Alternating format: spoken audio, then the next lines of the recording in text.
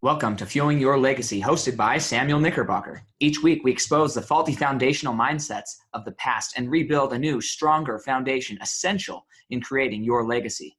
We've got a lot of work to do, so let's get started.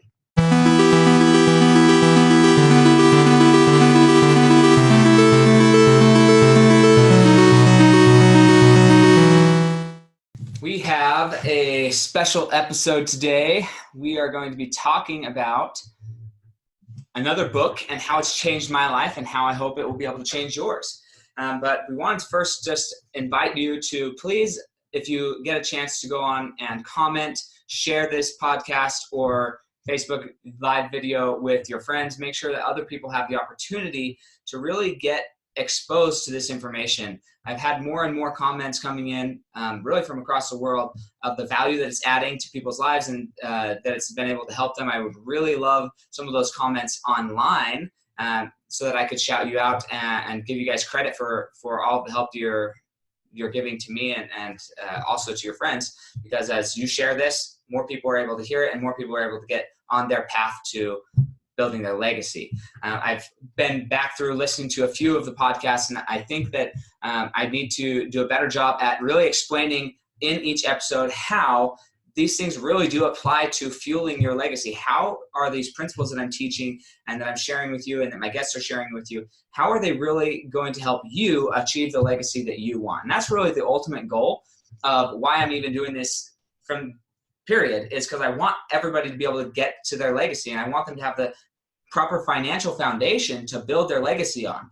Because for me, I just didn't have that. I didn't have a foundation that was going to be able to launch me and support me in my goals long term and have the legacy that I wanted. Now, a question I'm asking a lot of people on my podcast is, what do you want your great grandchildren to be saying about you? Right? And think about, okay, what are you saying about your great-great-grandfather or great-great-grandmother? Do you even know who they are, right? Well, if that person was John D. Rockefeller, you would know who that is. If that person was Bill Gates, you would know who that is. If that person was a president of the United States, Ronald Reagan, then you would know who that is, right? And they would be saying things about you. They'd be talking about what you were able to accomplish in that world. If that person is Mother Teresa, then they'd be able to say something. Gandhi, Nelson Mandela, right? It doesn't matter, but these people who really made a massive impact in the lives of others and in their society and in the world, people will always be talking about them. Books will be written about them, and movies will be made about these people because of the value that they added to their society, the value they added to our world. And so when you're thinking about, okay, what do I want people to remember me as? That's what I'm trying to help you get to. And everybody start thinking about that. What is my legacy? What do I want my legacy to be? And how am I going to accomplish that? Now, it's very difficult to accomplish that without some form of income, money, financial stability to accomplish that. And oftentimes people will say, well, Mother Teresa, she didn't have a ton of money. That's true. She specifically did not have a ton of money. But people funded her desires. People funded her legacy. Even though she herself chose to remain not super financially wealthy, she was a force for good, and other people believed in her cause, believed in what she was about, and they added their money to the movement. Okay, so what is the movement? What's the legacy that you're creating right now, and how are you able to accomplish that? And so that's really what we are focused on and what we're trying to accomplish here.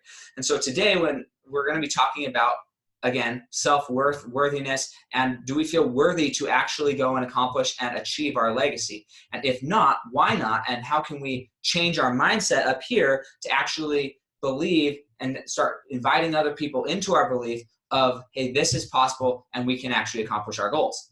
Okay, so today we're going to talk about one of the initial books that I read after my kind of enlightenment of recognizing, wow, I don't feel worthy, and that's what's been holding me back from my success. The next step was, well, how am I going to change this, right? I've mentioned that I changed by changing my business plan or my self-affirmations and saying to myself that I was worthy of leadership, that I was worthy of being a husband, I was worthy of being a son, I was worthy of being a father, right? So I changed my mind and I started saying to myself what I was worthy of, and I still do that today.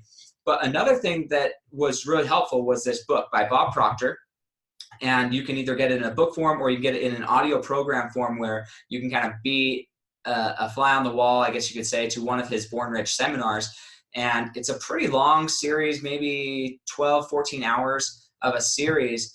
But the idea of you being born rich is so important because it's basically helping you realize you have intrinsic value. You have unique experiences to you that you can share with others. Now, one of the things that's very common in my career is I need to talk to a lot of people, as many people as possible, in any way possible that I can.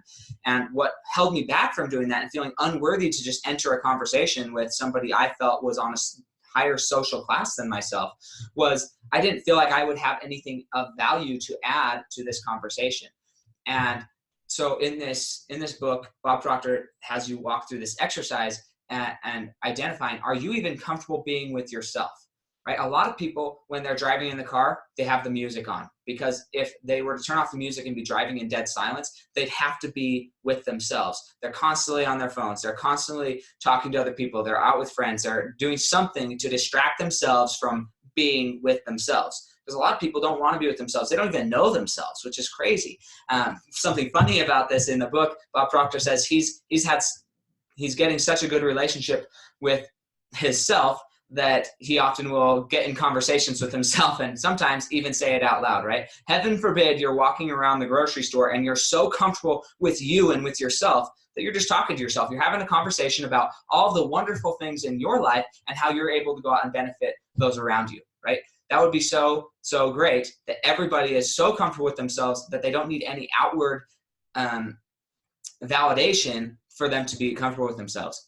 When you get to that point, then you can really go enter any conversation and you know that you have confidence because you have values and you have experiences that are specific to you, that are only yours, that are deep inside of your heart. And because of those experiences, nobody else has had those experiences. It doesn't matter their money. It doesn't matter their situation. Nobody, even growing up in the same house, had those same experiences. I have 11 siblings in my family, and I promise you, all of us came out of our childhood with a completely different experience. This is a few stories that line up and we're like, yeah, I kind of remember that. I kind of remember that. But in a lot of cases, we all even remember the same story, the same experience really differently because of how we internalized it, how we experienced it. And those experiences are very personal and they're real for you. And being willing to share those and bless the lives of others with your experiences, your perspective, that's so important. And it should never be downplayed. So have confidence that you can talk to anyone and you can have something of value to add because your experiences are yours. And so that's huge when you're building your legacy and when you're thinking, what do I want my legacy to be? Whatever that ends up being, get comfortable with yourself. Be confident that you in and of yourself have value and you don't mind being by yourself and conversing with yourself and getting to know yourself. So that was one thing that was really, really valuable out of this. Another thing that really helped me understand just health in general. He kind of goes into a little bit of the health aspect of our bodies, but thinking, what does disease stand for, right? It's dis-ease. If you separate the word, it's dis-ease, right? And so many people who don't like themselves, who aren't comfortable with themselves, who are always having outside information coming into themselves, they are often the people that you find that are sick. They always have a cold. They've always got a headache. They're always tired. Maybe they're a little overweight. Whatever the case is, or even underweight. I mean, it goes both ways. But they aren't comfortable with themselves, and that creates a dis-ease inside of themselves, and they often end up and show up in the world as not being very healthy or not being able to function well. And so internal happiness, when we get comfortable with ourselves and we really know that inside of ourselves we're able to grow, then that internal happiness then is able to just naturally give us better health. I know multiple people who, as they've got their mind straight and decided that they were going to be in love with themselves, right? They were going to love themselves and treat themselves kind and fairly, just mentally. They were going to talk to themselves nicer. Legitimately, they've lost weight almost like immediately because they are no longer stressed about X, Y, or Z. And so that stress weight is just gone. People have lost up to 50 pounds just by thinking more positively. And you might think, well, that's hogwash. I don't believe that. Hey, I didn't believe it either. when I first heard it. And I don't blame anybody for not believing it necessarily, but I would say, look at your results. Look at what your life currently looks like. And if you're not satisfied with it, just try believing what I believe, right? It may work, it may not, but what you're already doing isn't working anyways. Why not try adopting some new beliefs and see if those work out better for you? And if they don't, and you tried it, then I'm not going to tell you you're a liar or anything. I just think if you haven't tried it, don't knock until you try it. And so that's a very, very important thing. And then the last thing that I want to mention about this book, there's a ton more in there, and really everybody needs to go listen to the audio program or read the book. But that is that successful people in life, they are persistent. Once they set their mind on something and that they're going to do it, they continue to do it. They don't ever stop.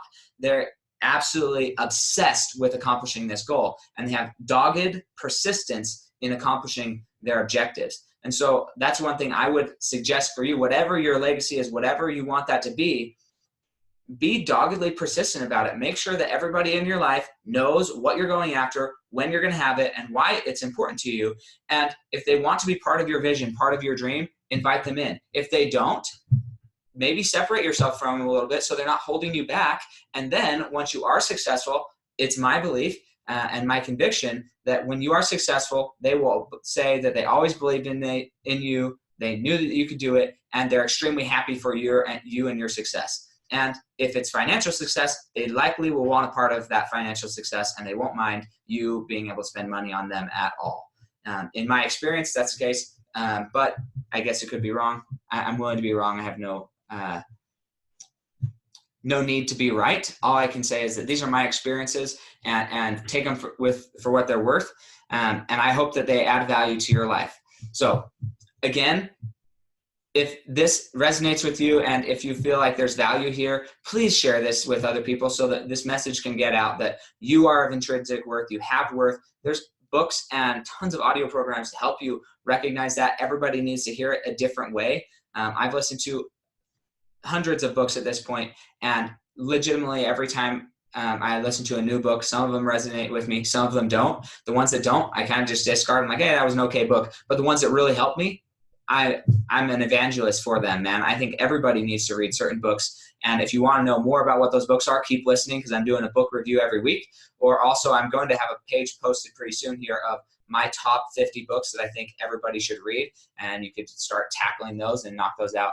But have a great day. And again, please remember to review, rank, and leave a 5-star review on the podcast. And then also on Facebook, if you can just like, comment, and share, then that would help the message get out, and we would be very much appreciative. Thanks.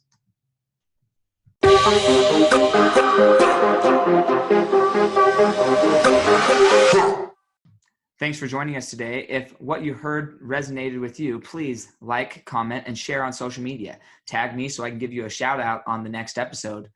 And thanks to all those who have left a review. It helps spread the message of what it really takes to build a legacy that lasts. Catch you next time on Fueling Your Legacy.